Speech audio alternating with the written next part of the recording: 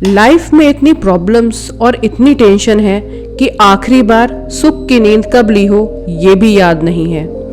जी हाँ दोस्तों, आज की इस भागदौड़ की ज़िंदगी में हम ये भूल गए हैं कि हमारे लिए प्रायोरिटी क्या है। हमारे लिए एक अच्छी नींद लेना बहुत ज़रूरी है, जिससे हमारी सेहत एकदम फिट रहे। तो आज की इस कहानी के माध्यम से मैं आपको बताऊंगी कि सुख की नींद कैसे ली जाए। तो चलिए कहानी को शुरू करते हैं। लेकिन अगर उससे पहले आपने मेरे चैनल को सब्सक्राइब नहीं करा है तो जल्दी से सब्सक्राइब कर लीजिए, और अगर वीडियो आपको अच्छी लगे तो ज़रूर लाइक करिएगा। एक बार की बात है, जब गौतम बुद्ध हर बार की तरह सोने को अपने कक्ष की ओर जा रहे थे। वह जैसे ही कक्ष के अंदर आए, उनके पीछे पीछे उनका शिष्य भी आ गया। बुद्ध अपने सेज पर आकर लेट गए। आल्बक नाम का शिष्य भी आकर सेज पर उनके पास बैठ गया और बुद्ध के पांव दबाने लगा। बुद्ध ने कहा, क्या हुआ आल्बक, तुम अभी तक सोए नहीं क्या? शिष्य आल्बक ने कहा, नहीं, मुझे नींद नहीं आ रही है बंते। एक प्रश्न मेरे दिमाग में लगातार घूमे जा रहा है और यही प्रश्न मुझे सोने नहीं दे रहा है। बुद्ध ने कहा, ऐसा कौन सा प्रश्न है जो तुम्हें सोने से रोक रहा है?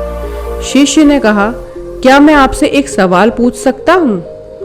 बुद्ध ने कहा, हाँ बिल्कुल, मन में किसी भी प्रकार का कोई संशय मत रखो। फिर आल्बक ने उत्सुक आवाज में पूछा, गुरुजी, क्या कल रात आपको बहुत अच्छी नींद आई? बुद्ध बोले, हाँ आल्बक, कल रात को मैंने बहुत मीठी नींद ली थी। लेकिन तुम मुझे यह क्यों पूछ रहे हो? आल्बक बोला, आप ये कैसे कह सकते हैं भंते कि आप कल चैन की नींद सोए? मेरा मन जानता है कि कल रात को कितनी ठंड थी। कल रात हड्डी कपाने वाली ठंड थी। मुझे सोने में बहुत कष्ट हुआ था। बुद्ध ने जवाब दिया, हाँ हो सकता है कुमार कि तुम्हें नींद लेने में कष्ट हुआ हो, लेकिन मुझे किसी भी तरह की कोई परेशानी नहीं हुई। अब आल्बक हैरान हो गया। उसने सोचा कि बुद्ध को आराम से कैसे नींद आ गई, जबकि सभी शिष्यों को नींद लेने में बहुत कष्ट हुआ था।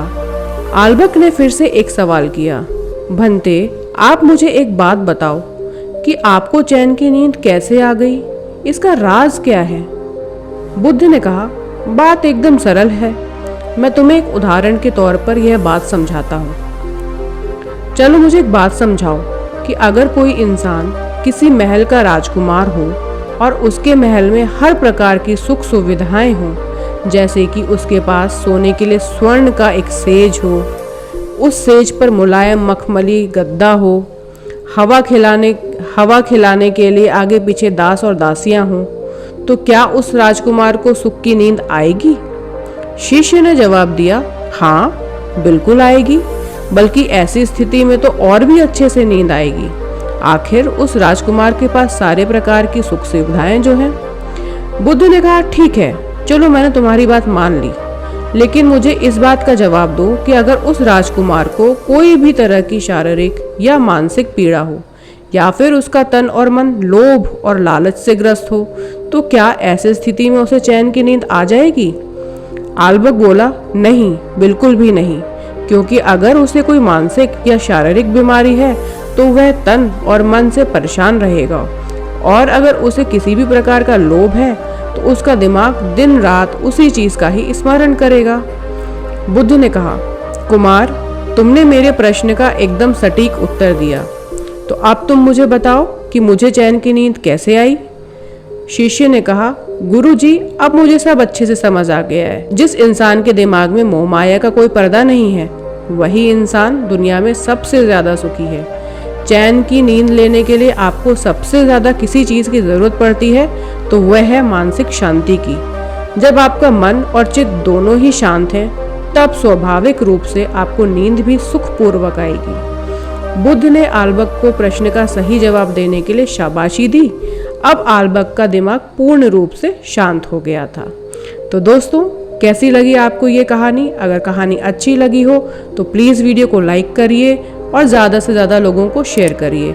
और अगर अब तक मेरे चैनल को सब्सक्राइब नहीं करा है तो फटाफट से सब्सक्राइब कर दीजिए। तो चलिए मिलते हैं अपनी अगली वीडियो में, तब तक के लिए नमस्कार।